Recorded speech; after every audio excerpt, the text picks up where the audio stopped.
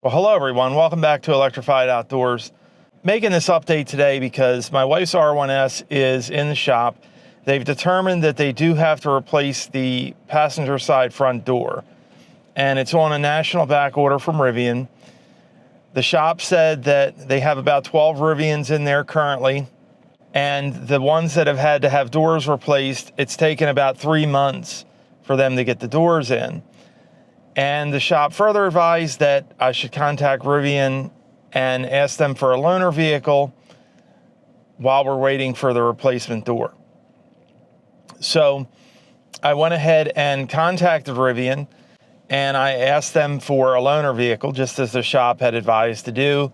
And Rivian advised they can't support that and that I should circle back with them in 30 days. They feel like they're going to be able to get the door in within a week. My wife and I both are frustrated with Rivian at this point. And it's not entirely Rivian's fault, but you have to remember last May we had our R1S replaced because of another issue that my wife had with her R1S leaking water into the floorboard from the HVAC. So the vehicle has been completely replaced, and this year, almost at the exact same time, we're right back in the same situation with her R1S that's going to be sitting in the shop. The accident happened on January 18th, and it took us from January 18th to March 26th to get an appointment with the body shop.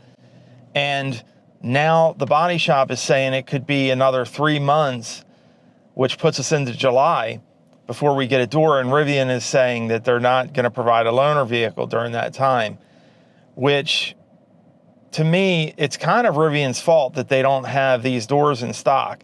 My wife's R1S is a 2024, and it's not even a year old, and we can't get a replacement door for it. So that's kind of frustrating. And at this point, my wife and I both are like, do we want to still own the Rivian? Because this has been super inconvenient. The incident last year with the HVAC, we thought, this is just bad luck. You know, we're going to give Rivian another shot. We felt like they handled it fairly well by replacing the vehicle, even though it did take several months for that process to complete. They did keep us in a loaner vehicle the entire time, and we were willing to give Rivian another chance. But now this, I mean, you know, it's going to be... Later that night. Hello, everyone. Unfortunately, I'm having to break in here. I'll take you back to the rest of the video in a second. I'm still trying to figure out what just happened because I wrote an email to Rivian explaining the situation with my wife's vehicle, the fact that the body shop is predicting 2 to 3 months for the door to come in. And Rivian called me. In fact, I'm going to get my phone here because she also texted. She texted me at 4:18 p.m. today. Her name is Savannah from Rivian Service Support. And she said, I'm contacting you in regards to your request for alternative transportation while your vehicle is in the shop. At your earliest convenience, please contact us and we can set up a rental for you through Enterprise. Savannah, here's the text right here. So I called back and I spoke to a different lady, and she was very nice, very professional. And I know it's not her making the decision. She took down the information and she asked me what Enterprise location, and I told her just to use the one closest to the service center. And she said she would call me back in 5 minutes, and she did. And she scheduled the rental. And then now, probably about 15 minutes ago, so 7:30, she calls back again and says Rivian is not going to do the rental. And she basically didn't say anything more than it's at a third-party shop. And I explained to them, the issue here is not that it's at a third-party shop. The issue is that Rivian cannot supply the part needed to fix the vehicle in a timely manner. The body shop told me that they had 3 other vehicles in there for doors, and those vehicles were waiting 3 months to get the doors in before they could start work on them. And the shop was frustrated. And this is not a Rivian problem per se. Tesla also has this issue with some parts, and I think GM does as well.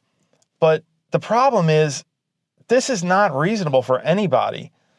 For several month-long waits for service appointments, several months for parts. Who's supposed to pay for the rental car? Most insurance policies only cover a rental car for 30 days. So here we are. We spent all this money on a vehicle with Rivian, and I'm a pretty understanding guy. I feel like I'm a pretty understanding guy. We spent all this money on a vehicle with Rivian, and now we have to pay for a rental vehicle or buy another vehicle because Rivian can't supply these parts to their authorized service centers. So folks, unfortunately, I'm pretty much at the point where I'm done with dealing with the Rivian delays. I like everything that Rivian stands for as a company. I enjoy all the Rivian employees that I've interacted with, especially the folks at the Gaithersburg Service Center. I especially enjoyed all of the Rivian owners that I've come into contact with over the years. But this is not okay. I don't know any person, unless you have a fleet of vehicles, that can deal with these problems. 4 months to get one problem resolved, 6 months to get another problem resolved, 3 months to get a different problem resolved. So I really hope that Rivian can get this together. But at this point, I can't recommend people that I know to buy a Rivian anymore because I don't want them to have to deal with everything that my wife's dealt with. Okay, my R1T was fine. I had that one issue. It did take 4 months to get it resolved, but my wife has had nothing but problems with her R1S, and this is the second R1S. And now it's not service, it's getting parts for body work. And it's not anything against Rivian, really. If this happened with Tesla, I would be in the same boat, frustrated and not wanting to own the vehicle. So unfortunately, that's where I am, folks. I'm happy to hear your opinions, but I've just, after they called and told us, and I told my wife that she was going to have a rental vehicle, and we talked about how great Rivian was, they turned around and called me back and said they changed their mind, they're not going to do it. So it is what it is. It really is, folks. At the end of the day, that is what it is.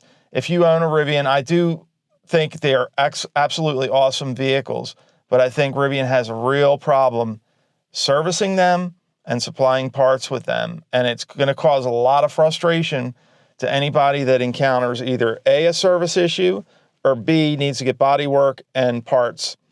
So if that's something that you're willing to sacrifice for a really awesome vehicle, by all means, buy a Rivian. But unfortunately, we use and rely on these vehicles. And this kind of business is just not acceptable. I'm a very patient person, but I've had it. I can't do any more. So unfortunately, I think, well, not right now, it has to be repaired, but I think this is going to be the end. I actually, and I may get emotional here in a second, but I actually canceled my R2 reservation. I'm just so frustrated with this. I don't want to own another Rivian vehicle until Rivian can get all these issues resolved. Because right now it's a pain in the you-know-what to either get service, or if you have the vehicle goes into the body shop. If you're lucky, it's a part that's available, but if it's a part that's not, you're in deep doo-doo, unfortunately. So this is just, I'm sorry, folks. I normally don't get like this, but I have reached my saturation point with Rivian. And I think that's where this is going. I'll continue to update you guys on the repair, as I promised I would do. But I'm pretty much done with Rivian. I don't know that there's anything they can do to convince me otherwise at this point. So I want to know what you guys would do in the situation that my wife and I are in right now. As I've told you guys in past videos, my channel is about living and adventuring with electric vehicles. I'm not here to sugarcoat things and make things something they're not. I'm showing you what it's actually like to live with a vehicle. And unfortunately, vehicles have service issues and they do have collisions. As always, thank you guys for watching. If you hit thumbs up, it helps others find our content. If you click on subscribe and hit that bell, you'll get updates as soon as we release them on the situation with our Rivian R1S.